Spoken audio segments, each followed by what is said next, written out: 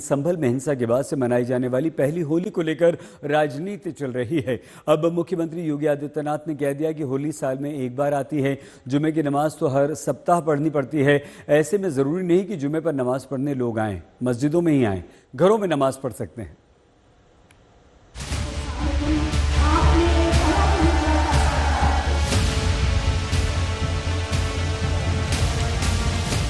चौदह मार्च को होली है, 14 मार्च को जुमा भी है। ऐसे में मामला सांप्रदायिक सद्भाव का है। संभल में तनाव के बीच होली मनाने की तैयारी है। रमजान का दूसरे जुमे को होली मनाए जाने की तैयारियों के बीच कानून व्यवस्था बनाए रखना प्रशासन के लिए बड़ी चुनौती है। सांप्रदायिक सौहार्द की दुहाई देते हुए सीएम योगी कह रहे हैं कि होली के दिन दूसरे समुदाय के लोग घरों में नमाज पढ़ लें और अगर मस्जिद जाना भी हो तो रंग से परहेज ना करें। होली साल में एक बार में पड़ती है और जुमे की नमाज तो हर सप्ताह पढ़नी है। स्थगित भी हो सकती है, कोई बाध्यकारी तो है नहीं कि होना ही होना है। लेकिन अगर कोई व्यक्ति पढ़ना ही चाहता है तो अपने घर में पढ़ सकता है। आवश्यक नहीं कि वह व्यक्ति मस्जिद में ही जाए। या तो जाना है तो फिर रंग से परहेज न करें। अगर रंग से किसी को परहेज है तो अच्छा होगा और पुलिस अधिकारी ने यही बात समझाई। होली से पहले सीएम योगी का ये दो टूक संदेश है। आज तक के खास मंच इंडिया टुडे कॉन्क्लेव में पहुंचे मुख्यमंत्री ने रंगों के पर्व पर किसी तरह के मतभेद से बचने की अपील की। सवाल उठा रहे विपक्ष को सीएम योगी ने ये जवाब दिया। होली और जुमा के एक साथ होने को लेकर सियासी रंग गाढ़ा है। संभल के सीईओ अनुज चौधरी ने हाल ही में वहां पीस कमेटी के सामने सांप्रदायिक सौहार्द बनाने की अपील की थी। तो मेरा स्पष्ट संदेश ये है, जिस भाई को होली खेलनी हो उस दिन वो बाहर निकले और जिसमें कैपेसिटी हो रंग खेलने की, जिसका बड़ा मन हो वो बाहर निकले। नहीं तो अनावश्यक कोई भी आदमी बाहर ना निकले, अपने बच्चों के साथ रहे, अपने घर में नमाज पढ़े। इसी बयान को लेकर विपक्ष ने अनुज चौधरी पर सवाल उठाए और यूपी सरकार पर भी निशाना साधा। देखिए, अनूप चौधरी ने तो दंगा ही कराया था। अनूप चौधरी कह रहे थे गोली चलाओ गोली चलाओ। देखा सबने कि नहीं देखा? सबने देखा है। वही सीईओ थे जो हुआ था, तो वो उनसे क्या उम्मीद करोगे? कोई ठीक बात करेंगे? जब कभी व्यवस्था बदलेगी तो ऐसे लोग तो जेलों में रहेंगे। सियासी दांवपेच के बीच संभल प्रशासन अलर्ट है। होली में महज 4 दिन बाकी हैं, लिहाजा वहां पुलिस की मुस्तैदी बढ़ा दी गई है। किसी भी अनहोनी को टालने के लिए प्रशासन ने संभल को 29 सेक्टर और 6 जोन में बांटा है। पुलिस की जीरो टॉलरेंस पॉलिसी पर अमल करने की रणनीति तैयार है। उपद्रवियों पर नजर है। सभी जगह सेक्टर मजिस्ट्रेट तैनात किए गए हैं। कुल 29 सेक्टर बनाए गए हैं, 6 जोन बनाए गए हैं और जो 3 लेयर सिक्योरिटी सिस्टम है वो भी लगाया गया है, ताकि किसी भी प्रकार का कोई भी न्यूसेंस या कोई समस्या उत्पन्न न हो, अशांति उत्पन्न न हो। और जितने भी जुलूस निकलेंगे होली के अवसर पर, उन सभी को बॉक्स फॉर्मेट के अंदर हमने भेजने का फैसला किया है, जिसमें आगे पीछे दाएं और बाएं सब और पुलिस रहेगी, ताकि किसी भी प्रकार की कोई समस्या उत्पन्न न हो। संभल में जामा मस्जिद के आसपास और अन्य तनाव वाले इलाकों में सीसीटीवी लगाए जा चुके हैं।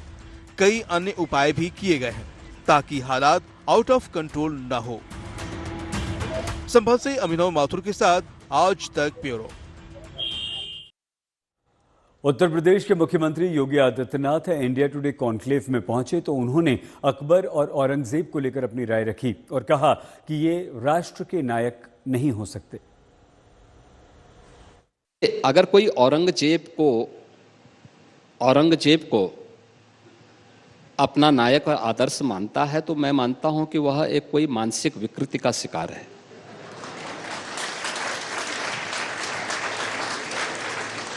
देखिए, एक शुद्ध